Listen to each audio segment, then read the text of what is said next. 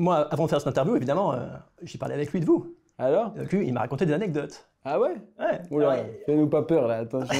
Moi je suis allé plein de fois chez des directeurs de casting et tout, au risque parfois d'être un brin intrusif. On avait toutes les adresses, le 104 rue Amelot, 22 rue de Paradis, tout. Et il y en a des fois qui me disaient « Mais comment ça ?» Je me rappelle d'un, il disait « Vous êtes sur quoi là? Vous travaillez sur quoi ?» Et il y en a une fois, elle m'a dit « Mais qu'est-ce que tu crois? Tu crois que je vais te dire sur quoi on travaille? Mais tu te prends pour qui ?» Bonjour Raphaël Quenard. Bonjour. On est dans l'hôtel Vernet, 8e arrondissement de Paris, parce que vous faites la promo du nouvel film dans lequel vous jouez, Pourquoi tu souris, réalisé par Christine Paillard et Chad Chenouga. On va en parler, mais on va parler surtout de votre métier, acteur. Mais avant toute chose, moi je voulais vous parler d'un truc. Je voulais vous parler de la première fois où j'ai entendu parler de vous. Figurez-vous que c'était en 2022, et la personne qui m'a parlé de vous, c'était Jason Divangele. Oh! Jason Divangele qui bossait chez Brut, il est réal, acteur, et donc là il tourne des courts-métrages, notamment Rêver est un crime, je fais un peu de pub pour lui. Bien sûr. Et il se trouve qu'il vous connaît depuis 10 ans, vous. Ouais. Et moi en 2022, quand il me parle de vous, moi j'avoue je vous connais pas, on est au Festival de Cannes et il me dit putain, il faudrait qu'on fasse un truc sur ce jeune acteur là qui s'appelle Raphaël Quenard, moi je le connais, il est super, il est déter, il est un peu atypique. C'est comme ça qu'il m'en parle. Il régale le Jason, hein. J'aime trop. Tu sais qu'avec Jason, on faisait les avant-premières, on allait... Lui, on se croisait toujours à genre 22h30 ou 22 à la fin des avant-premières pour aller voir les producteurs. Et je me rappelle que lui, le Jason, je suis obligé de lui mettre une petite balle dans la cuisse. Non, je rigole, je t'aime trop. Mais il arrivait toujours à la fin. Moi, j'allais toujours plutôt au début et tout. Et Jason, il arrivait à la fin et il allait voir les producteurs, les machins. Et il était plus habile. Et moi, il m'inspirait trop. Moi, avant de faire cette interview, évidemment, j'ai parlé avec lui de vous. Alors? Et donc lui, il m'a raconté des anecdotes. Ah ouais? Ouais. Alors, fais-nous pas peur là, attention. Non, il m'a raconté un truc qui m'a fait marrer, parce qu'on a l'impression, vous, que tout va très vite et que... Mais en vérité, vous avez quand même un peu galéré. C'est-à-dire que c'est pas genre, boum, vous êtes une superstar. C'est qu'il y a 10 ans derrière, où vous tournez vachement de courts-métrages, où vous courez les castings, tout ça. Il m'a raconté une petite anecdote. Il m'a dit qu'une fois, alors je sais pas si c'est vrai, je vous pose la question, comme ça on va voir. Il m'a dit que vous avez tenté le casting de Sauver ou Périr, le film où Pierre Ninet est un pompier. Et il m'a dit que vous étiez arrivé avec un pote à vous, déguisé en pompier, et en mode les gars, on a 2 minutes, on est en pompier, on va faire le film. C'est vrai ça? C'est pas Sauver ou Périr, c'est Titane de Julia Ducournau, où il y avait des pompiers. Palme d'Or. Ouais. Et la directrice de casting, c'était Christelle Barra. On lui a fait croire qu'on était pompiers. Moi, avec mon pote Jong, on est parti, à qui on passe une belle salutation. Il avait un collègue à lui, réserviste pompier. Donc, on avait eu des shorts de réservistes de pompiers et tout. Et on avait trouvé l'adresse de la DIRCAST en connaissant le texte du casting en question. On a dit on est des pompiers, on est réservistes, on était dans le secteur et tout en maraude. Et on a appris qu'il y avait ce casting et tout qui se jouait. Est-ce que vous nous autoriseriez à passer un casting? Elle nous a dit ouais. Après on est rentré, on a maintenu. On lui a même pas dit qu'on était acteur à la fin. On lui a fait vraiment croire qu'on était des pompiers. Et mon pote Jong, il a eu un rôle dans Titane. Moi je l'ai raté. Mais on a eu l'opportunité de passer le casting. Elle nous a pas éconduit sommairement. Ça, c'est quand même marrant parce que je sais pas si tout le monde fait ça. Moi, je connais pas le milieu des acteurs. Moi, je suis allé plein de fois chez des directeurs de casting et tout, au risque parfois d'être un brin intrusif. Parce que je me suis fait conduire et il y en a des fois qui me disaient « Mais comment ça ?» Genre, j'arrivais dans le bureau de casting, je me rappelle d'un. Je suis arrivé dans le bureau de casting et je disais « Oui, bonjour, est-ce que... Vous êtes sur quoi là? Vous travaillez sur quoi? » Et il y en a une fois, elle m'a dit « Mais qu'est-ce que tu crois? Tu crois que je vais te dire sur quoi on travaille? Mais tu te prends pour qui? » Et elle m'avait dit comme ça et tout. Ou alors, une autre fois avec Jong aussi, on est parti voir une dame. Elle nous a regardé comme ça, elle nous a scanné de haut en bas, elle nous a dit « Mais vous allez si mal que ça ?» Et parce que nous, et ça c'était la dernière fois qu'on a fait cette démarche, mais on avait toutes les adresses. Le 104 rue Amelot, 22 rue de Paradis, tout. Le vers Père-Lachaise, je sais plus comment ça s'appelle le nom de la rue. Mais toutes les adresses des bureaux de prépa. Et tu sais, il y a les équipes de film qui sont en train de mettre en place tout le dispositif, toute la logistique du film. Et du coup, nous, on allait se présenter là-bas en disant, il n'y a pas un petit rôle qui traîne ou un petit truc à gratter. Ça n'a jamais été fructueux. Mais je pense que c'est bien dans la démarche et dans l'affirmation de sa volonté. Dans l'attitude, quoi. Ouais, et même moi, ça m'a jamais aidé concrètement, mais ça m'aidait ne serait-ce que de faire le petit pas, même si on croit que c'est un peu facile et tout. Si on te demande, vas-y, va aborder cette personne dans la rue, tu as toujours une petite réserve. Et là, moi, j'allais avec les CV et tout, et ne serait-ce que de faire le pas, d'aller déranger le réalisateur qui est en train de s'entretenir avec 3-4 gars de l'équipe, de dire, excuse-moi, tiens, je peux te donner un CV et tout, si jamais tu as besoin de quelque chose et tout. Et donc ça, faire franchir ce petit pas, au final, c'était bien. Et de toute façon, si je le faisais pas, j'avais mal au ventre après. Je rentrais chez moi, j'avais une boule au ventre, je me disais, mais je suis un bâtard, j'ai rien à perdre de faire ce truc et tout, qu'est-ce qui m'empêche de faire ce truc? Et j'étais là à me ronger le sang comme ça, à regarder le plafond et à ruminer ma déception. À l'époque, vous enseigniez les courts-métrages. Et je crois qu'en gros, c'était pour bosser, quoi. J'ai entendu... J'en ai fait au moins 40. J'ai écouté sur Radio Campus Montpellier, une interview que vous avez donnée, où vous racontiez que vous avez fait un remake de Kick-Ass. Ouais.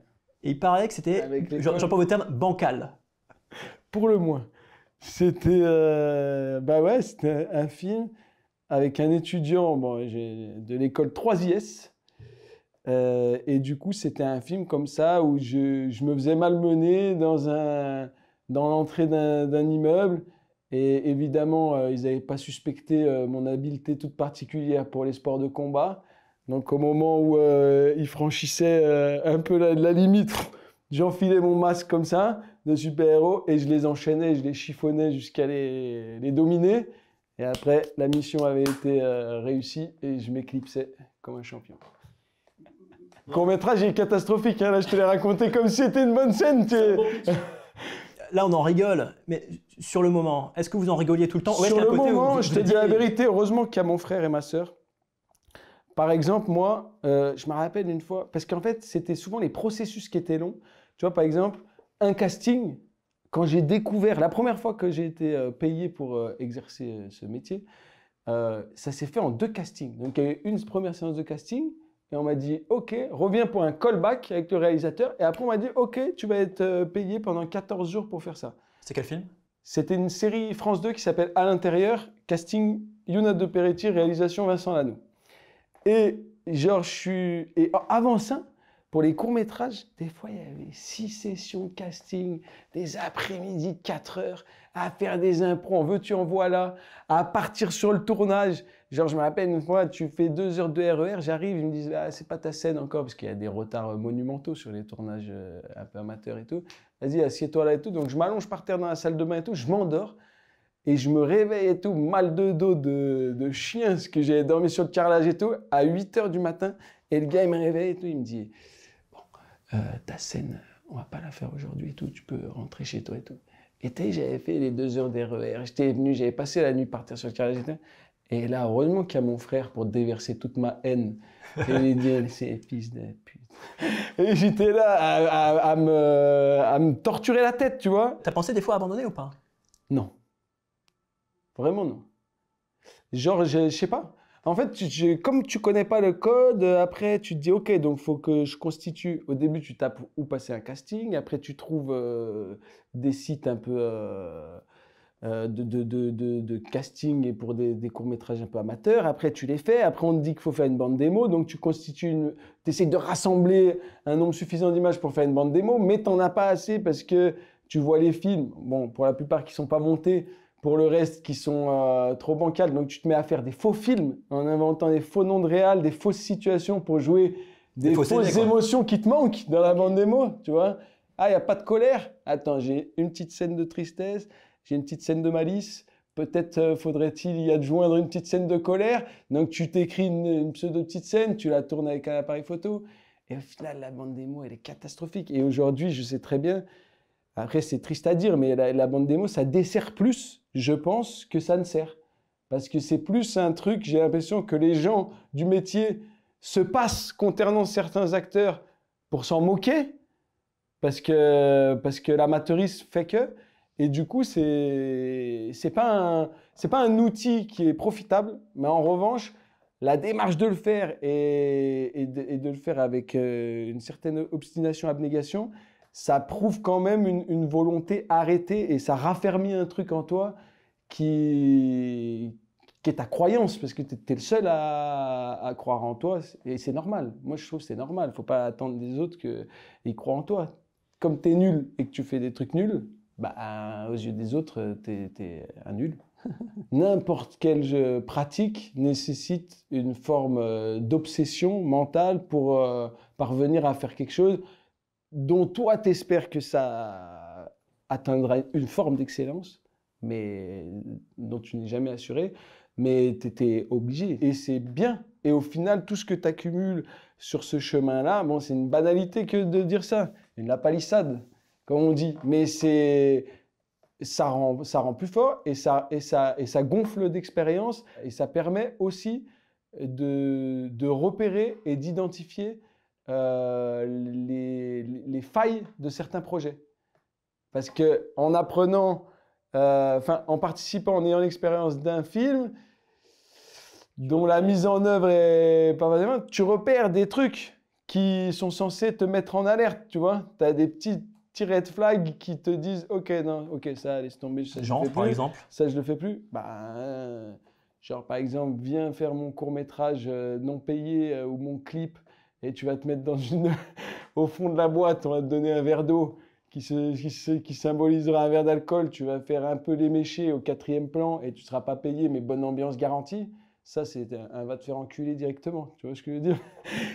Mais après, c'est intéressant. Je suis content de l'avoir fait parce que ça permet de connaître intérieurement la frustration de se retrouver avec le dit verre d'eau dans le fond et qu'on te fasse répéter 1 milliard de fois le même truc pour ne rien faire et qu'après ça te dit même pas au revoir et ça te ciao bon dimanche et t'as rien à part une part de 4 quarts qui t'a médiocrement rempli l'estomac, qui te causera sûrement des désagréments d'ailleurs par la suite.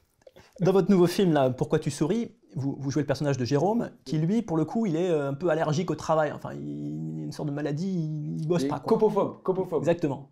Vous, à l'inverse, de tout ce que j'ai lu, de tout ce que j'ai entendu, notamment Jean-Baptiste Durand, qui a réalisé Chien de la Casse, dans lequel vous jouez, il y avait cette citation, il disait « Raph, en parlant de vous, j'ai l'impression qu'il travaille 28 heures sur 24. » Donc apparemment, vous travaillez beaucoup. Mais alors, je me suis posé la question, moi, ça veut dire quoi, travailler beaucoup quand on est acteur? Bah, ça veut dire ne penser qu'à ça, que cette pensée devienne... Mais après, moi, je te le dis, je te dis pas que c'est la bonne méthode, parce que je sais, par exemple, que ça contamine mon réel, ma vie, mon quotidien et tout, au point parfois d'engendrer des choses qui ne sont pas forcément heureuses, parce que les gens qui t'entourent, tu fais des sacrifices, donc tu peux délaisser des gens, donc tu peux... Tu vois, et comme tu es obsédé par la fabrication d'un film, tu peux en devenir quasiment pas malade, tu vois, mais en tout cas, ça cause des problèmes dans ta vie personnelle, puisque tu es obligé de tout sacrifier pour le faire. Mais ce n'est pas un sacrifice dont je parle avec une connotation négative, c'est un sacrifice positif que tu veux, tu comptes pas tes heures, et tu étais absorbé par l'accomplissement d'un truc. Donc, ça veut dire tu vas essayer d'écrire avec des gens, tu vas essayer de monter un film pour pouvoir le faire, même sur le côté, même un truc un peu plus amateur et tout. Donc, moi, je sais qu'on fait des docu-fictions avec mon pote Hugo David. Ouais, l'acteur, la surprenante vertu de la compréhension qui a été au César, quand même. Et là, on en fait un autre. Là, on en fait un autre sur le deuil amoureux. Et qu'on a tourné en 5 jours au Pérou. Souvent, en France notamment, on dit je suis allé voir le film 2, et puis le 2, c'est le réalisateur. Mais en vérité, les gens, quand ils vont au cinéma, ils vont dire je vais voir le film de Pierre Ninet. En fait, c'est pas lui qui est le réalisateur, mais quelque part, le film de Belmondo. Est-ce que vous, il y a une volonté de réaliser une œuvre en tant qu'acteur, pas en tant que réalisateur, mais créer une sorte d'homogénéité dans vos films, quoi? Alors moi, je t'avoue que je suis fasciné par ça, chez les acteurs. En tout cas, par des artistes qui ont accompli une œuvre tellement majestueuse, tellement grande, que on retient comme une signature, un ADN, comme un peintre peut le faire, avec un style qu'il aurait déterminé et qui aurait pas révolutionné le game forcément, mais au moins apporté une nouvelle teinte à l'exercice de cette fonction. Par exemple, Louis de Funès, c'est quelqu'un qui a révolutionné le jeu d'acteur. Alors j'entends que certains puissent ne pas être sensibles à ces interprétations, Mais tu peux pas, si jamais tu pratiques une seconde, même tu participes à ne serait-ce qu'un film, tu peux pas ne pas avoir le respect le plus infini pour Louis de Funès, parce que tu sais qu'il y a 40 personnes autour, qu'il y a le silence, qu'il y a un état zéro de l'émotion qui est imposé, qui d'ailleurs, moi je trouve, le dispositif pour fabriquer du cinéma, c'est bizarre qu'alors même que cet art, il est censé reproduire le naturel, le dispositif soit aussi antinaturel. Tu vois, comment ça se fait que... Avec plein de gens autour, le il y silence. ait autant de gens autour, il y ait ces trucs qui sont autant de barrières à la retranscription de ce naturel le plus évident. Et voilà. Donc ça interroge. Mais le truc de Louis de Funès, je disais, donc dans cette atmosphère cadenassée qui fait trembler de la patte certains, parce que c'est ça aussi l'acting, t'as peur des fois devant le fait de ne pas savoir si tu vas arriver à atteindre l'émotion qui est exigée par la scène ou quoi. T'as peur des fois ou t'as peur tout le temps? Non, des fois, j'ai pas peur. Mais parfois, comme tu n'es pas sûr de pouvoir l'atteindre, ou des fois, la peur survient alors que la séquence, elle est en apparence banale, il y a un truc qui gêne. Il y a une connexion qui s'établit mal, il n'y a pas de symbiose, pas d'écoute, pas d'osmose. Tu te dis, oh putain, en fait, cette scène, alors qu'elle est en apparence complètement banale. T'as un exemple? 1000. Attends, je veux juste te dire un truc sur le sujet. C'est que dans ce dispositif, tu vois, donc, tu es obligé de dire un texte. Il y a le texte, il y a le réalisateur, il y a les consignes de par quel chemin émotionnel il veut que tu passes et tout. Et bien, lui, il s'autorise à faire. Ok, il prend le temps et il rajoute des brrr, des paf, des brrr. Tu sais, il fait ses trucs. Mais s'autoriser à prendre ce tunnel de liberté demande à quelqu'un. En fait, je me demande à partir de quel moment il a réussi à imposer ce truc dans ses rôles. Et le fait qu'il ait la force mentale d'imposer cette prise de temps, que ça trouve le répondant auprès du public et qu'il arrive du coup à déployer son œuvre et à déployer tous les personnages qu'il a déployés, qui passent à la télé chaque année. Donc c'est un vrai truc, c'est un vrai marqueur très très fort de l'exercice de ce métier. C'est trop fort. On parlait de la peur juste. Ouais. Une scène justement où tu t'es dit, où tu as été pris par la peur ou... Plein de fois. Par exemple, il y a une scène, je me rappelle, avec Adèle Exarchopoulos. Dans quel film? Numéro uno. Hein? C'est lequel? J'adore. Je verrai toujours vos visages. Ouais. Moi, j'avais qu'une scène à jouer. Et il y avait une autre scène, mais c'était de la figuration de dos. Et cette scène, je me rappelle que les producteurs, ils sont arrivés. Donc, Hugo Sélignac et Alain Attal. Et le matin, Hugo, il m'a serré la main. Il m'a dit, allez, oh, grosse scène. Hein. Et en fait, moi, je ne savais pas si j'allais pouvoir la donner. Mais le fait que le producteur, il vienne, tape dans la main, tac, il s'installe idéal le combo. Et que derrière, moi, je sois au courant de sa présence, qui du coup rajoute un élément dans ta configuration que tu dois faire exploser pour rentrer dans le cheminement de ton personnage. Et ben là, je t'avoue que je me suis un peu chié dans les rouleaux, comme on dit.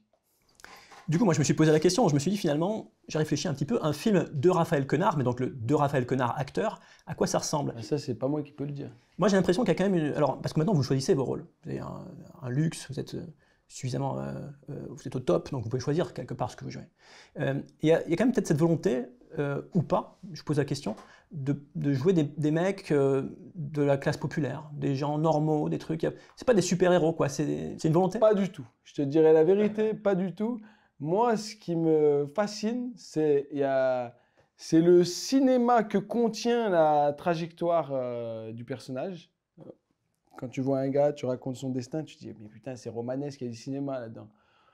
Donc ça m'attire très très fort, mais quelle que soit l'extraction sociale du personnage, c'est pas dépendant de ça, ni même sa morale. Et la deuxième chose, il y a la personnalité du réalisateur, parce que j'ai remarqué, moi peut-être c'est une bêtise et tout, mais j'avais pas réalisé à quel point la personnalité de l'homme ou de la femme qui est aux manettes transpire à travers tous les choix qui sont faits dans le film. Je vois maintenant dans le film vraiment la personnalité de la personne aux manettes à travers le film. Et je trouve que la personnalité, même si au final le scénario il est moins bon et tout, c'est peut-être mieux d'aller travailler avec quelqu'un qui a une personnalité qui t'enthousiasme plus, qui t'émerveille plus, qui te déboussole plus, tu vois. Parce que on parle de direction d'acteur, c'est un peu ça là.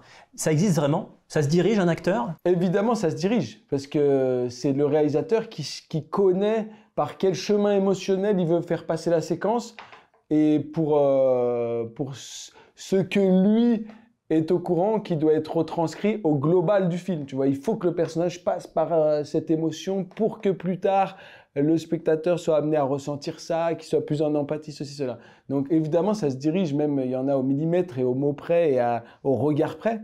Tu vois, par exemple, Jeanne Herry, c'est une directrice d'acteur qui est très, très, très précise, qui peut dire, par exemple, regarde vers le bas, dis je sais pas, relève la tête.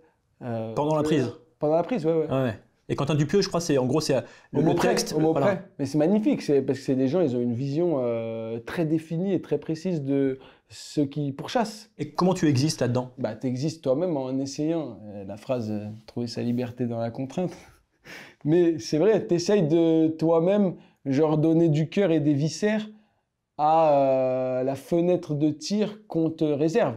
Et la fenêtre de tir, elle est encadrée par les indications du metteur en scène. Mais par contre, il y a un truc, je pense, et ça, c'est Louis de Funès qui a dit ça dans une interview, et moi, ça m'a marqué, ça m'a vraiment fissuré le crâne. Il a dit, on ne peut pas expliquer à un acteur comment il doit faire pour être drôle. Donc, Louis de Funès, il disait que tu ne peux pas dire à un acteur ni ce qu'il doit faire, ni quel déplacement il doit avoir, ni qu'est-ce qu'il dit, qu'est-ce que contient son texte. C'est-à-dire que l'acteur qui doit faire quelque chose de drôle, c'est à lui de sentir instinctivement avec son cerveau reptilien à quel endroit il va devoir se déplacer, comment il va devoir tourner la tête, comment il va devoir, quelle intonation il va devoir donner, parce que c'est un truc qui se contrôle pas et tu peux pas dire à quelqu'un fais ça, tu vas être drôle. Est-ce que tu penses être un meilleur acteur aujourd'hui qu'il y a 5 ans, par exemple, et en quoi? Comment tu as progressé? Alors, autant investi. Moi, par contre, le niveau d'investissement, il est maximal tout le temps. J'ai besoin d'un engagement physique et de me livrer corps et âme dans la séquence. Vraiment, vraiment à corps perdu. Parce que faut oublier le truc. Moi, des fois, je fais le poirier avant la scène pour me faire monter du sang dans la tête, pour plus penser à rien, pour rentrer dans la scène et même plus savoir, genre, essayer de pas réfléchir ou quoi, et même plus être encombré par quelques questionnements que ce soit. Ah ouais, ouais, ouais. Du coup, ça, je change pas ça. Mais par contre, peut-être dans le dispositif, dans comment ça fonctionne, à quel endroit, si. Par exemple, Jonathan Cohen, il m'avait dit un truc qui m'a marqué. Il m'a dit, moi, par exemple, je voulais toujours faire un truc. Même dans une petite scène, même tu me mettais au second plan, j'allais faire des mouvements comme ça, ou j'allais prendre le truc, ou j'allais mettre des trucs qui servent à rien. Pour te faire remarquer, quoi. Pour te faire remarquer. Des trucs de bidons, tu vois ce que je veux dire, qui entachent même la crédibilité globale de la séquence. Mais tu t'en fous, parce que tu es obligé de trouver un espace pour t'exprimer. Mais il m'a dit, et franchement ça agit sur moi comme un électrochoc. Une fois, on discutait un soir, c'était à Family Business, et moi, il m'avait tellement aidé, notamment pour une scène où je devais jouer de l'ivresse, et je devais braquer ma mère, et que j'arrivais pas à donner et tout, et il m'avait pris et il m'avait expliqué, genre, il m'avait ramené à des choses plus intimes qu'on s'était dites et tout ça. Et en fait, il m'avait vraiment sincèrement aidé à atteindre la chose. Et au soir de cette scène, je me rappelle, il m'a dit, tu sais, Raphaël, il y a des scènes dans un scénario, il y a des rendez-vous pour ton personnage qui sont cruciaux et qui vont en dessiner les contours avec précision. Mais il y a des scènes qui ne sont pas pour toi. Elles sont pour un autre personnage. Dans cette scène-là, c'est 7 autres personnages dont on s'attache à brosser le portrait et à approfondir. Donc, tu ne dois pas, genre, si tu es là et qu'il y a la scène entre 2 gars et qu'il y a un large, il y a 2 gars qui se rencontrent, parce que je me rappelle, il y avait ça, il y avait un chef de cartel qui arrivait en fauteuil roulant et il y avait un face-à-face entre Joe, Gérard, Olive Rosenberg, Julia Piaton et Liliane Rover. Et moi, je fais que des trucs genre des trucs de cabotinage. Et au final, il m'avait dit ça, et maintenant j'y réfléchis. Et c'est vrai qu'au final, le silence et l'inaction, elle peut être tout aussi pertinente et puissante que des petites mécaniques de cabot. Même si c'est bien de cabotiner. Attention, il ne faut pas négliger le cabotinage, ça peut être intéressant. Et pour revenir à genre, des acteurs qui m'inspirent et tout ça, par exemple, Louis de Funès, ce qui est magnifique, on peut dire « Oh, quel cabot et tout », mais ce n'est pas du cabotinage, c'est l'excellence du cabotinage, c'est la Rolex du cabotinage. Parce que il arrive à décrire des choses à un niveau d'intensité qui dépasse l'entendement, qui le fait basculer dans une forme de surréalisme, et pourtant il le fait avec une vérité qui est telle qu'on reste accroché et suspendu en tant que spectateur à ses pérégrinations. Et ça, c'est inégalable. Donc c'est bien aussi le cabotinage, c'est pas qu'une tare. Hein. On arrive au terme de cette conversation, parce que j'ai un temps limité, moi j'aurais continué à parler des heures, mais j'ai une dernière question. Au César, quand vous avez eu le César, le meilleur espoir, votre discours, il se termine où vous dites « Je remercie mes amis d'enfance ». Et j'ai regardé beaucoup de vos interviews, et j'ai le sentiment qu'en fait, là, vous êtes une superstar quasiment dans le cinéma français. Est-ce qu'il y a une forme de culpabilité ? Comment vous vous questionnez là-dessus? Parce que des fois, quand je vous écoute, j'ai l'impression que vous voulez surtout ne pas vous enflammer, rester les pieds sur terre. Bah oui, est-ce que vous arrivez à en profiter? Comment ça se passe? Tu vois, moi, je te dis, Sacha Guitry, Jean Gabin, Lino Ventura, Jean-Paul Belmondo, et tous les monuments qui ont alimenté cette industrie et cet art, c'est tellement gros que nous, on est des novices qui devons encore cheminer, et le chemin il va être sinueux et ça va être ardu et on va faire des erreurs et des mauvais choix et on va mal jouer, on va être nul parce que chaque séquence, c'est l'occasion de refaire l'étalage de son incompétence et du mauvais endroit auquel tu peux te situer. Et du coup, je vais pas m'enflammer. Après, j'ai beaucoup d'ambition. J'ai envie de travailler avec des artistes qui m'inspirent et que je regarde comme ça avec les yeux écarquillés, qui ont des visions qui sont trop forts, des metteurs en scène qui vont t'amener ailleurs et le regard qu'ils vont poser sur toi, il va te décaler à un endroit et il va te permettre de prendre plus d'ampleur en tant qu'artiste. Qui? 1000. Genre Quentin Dupieux. Mais après, j'ai Justine Triet, Arthur Harary, Vincent Leport, il y en a 1000, des gens que je trouve trop forts. Iris Kaltenbach. Il y a trop de gens dans le cinéma français et ailleurs, genre Paolo Sorrentino, Paul Thomas Anderson. Bon, là, je te dis des noms quasiment intimidants et tout, mais il y a trop d'artistes qui sont titanesquement frappants et qui sont venus s'accorder une place majeure dans mon imaginaire, et avec qui je rêverais de pouvoir collaborer pour prétendre à des grandes œuvres. Merci. Merci à toi.